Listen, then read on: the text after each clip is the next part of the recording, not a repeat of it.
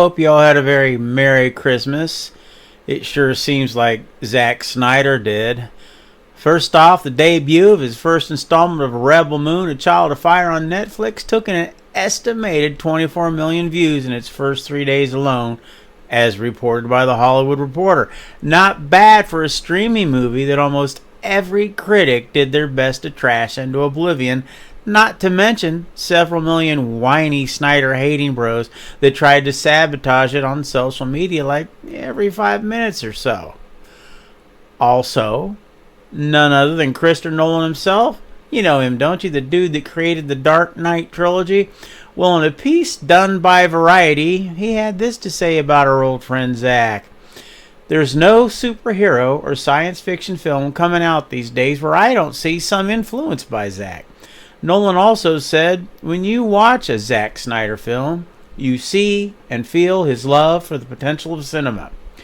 The potential of it to be fantastical, to be heightened in its reality, but to move you and excite you.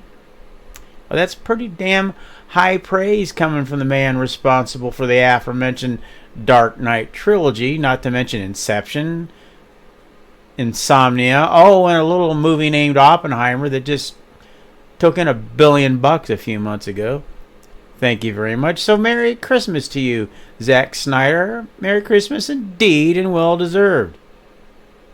And while I'm on the subject of Rebel Moon, I thought the movie was pretty damn great.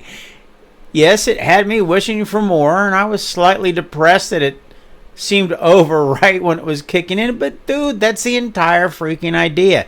It's part 1, remember? And now we have part 2, The Scargiver, to look forward to, and I'm excited to see it.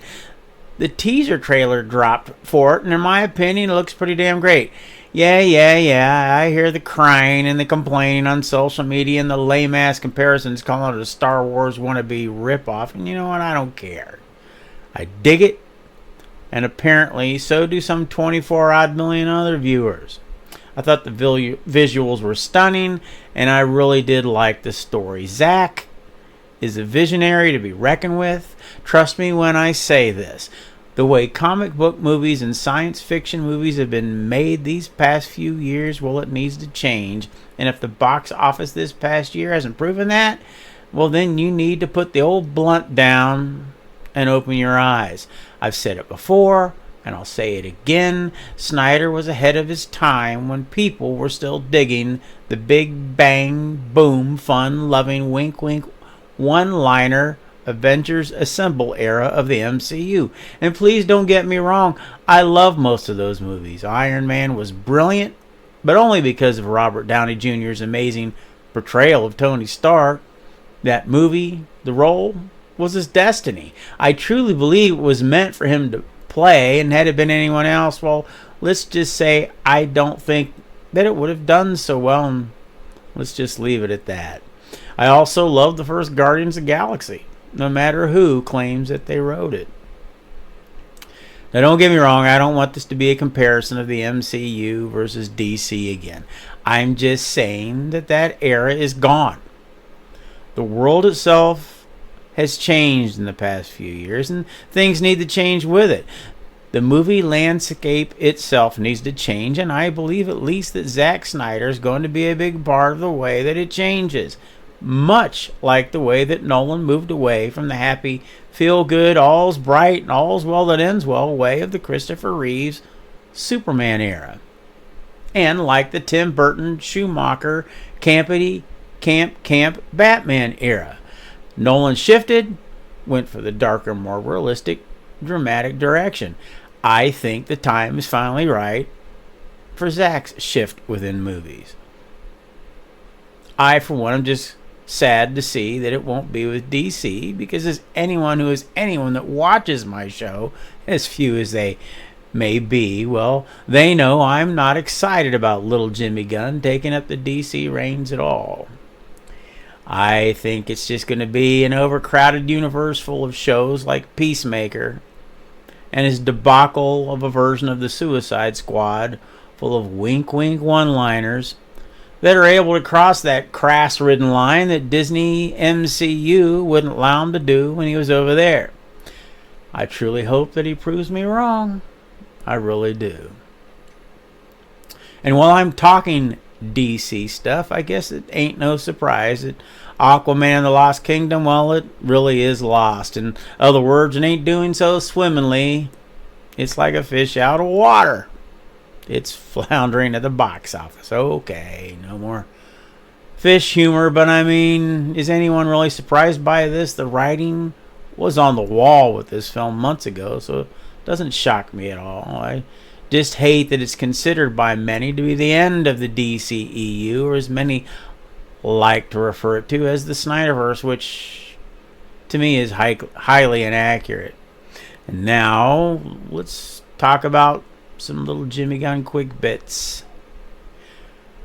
When he was asked about the chance of seeing Cornsweat's Superman suit for Superman Legacy, well, Gunn had this to say. That chance is 0.0. Alrighty then. When news circulated that Batman 2's villains would include Clayface, Professor Pig, Hush, and Scarecrow, and it would even have Robin the Boy Wonder himself, Dick Grayson, in the movie, well, Gunn said this when asked to comment about it. He said, nope, it's totally made up. Alrighty then. And so far this week, Gunn's brother Sean is yet to be cast for another role within the DCU. And speaking of Aquaman and the Lost Kingdom, I was going to do a commentary on it, but at this point I just don't find it really necessary. I mean, everyone already knows in short what I know, that it's a buddy movie taking place under the sea, fighting a bad guy with cool underwater CGI visuals, and at the end, Orm, Aquaman's brother, eats a cockroach sandwich. Oh, and Aquaman is married and has a baby. And if that summary spoils anything for anyone, well, I apologize, but it really does sum it up. And people wonder why I think we need Zack. Why indeed. Alrighty, my friends, the year is rapidly coming to a close. 2024 is only a few days away. I hope you all have a safe and happy new year. Please feel free to leave any comments down below. And why don't you go ahead and subscribe and hit that like button so you'll be notified of the shows coming up ahead in the new year. And as always, thanks so much for stopping by. God bless. Socks out. Oh, holy crap. Almost forgot. Did you hear? Zack is showing interest in doing a James Bond movie. Is it possible? Who knows? I'm highly excited. Catch you later.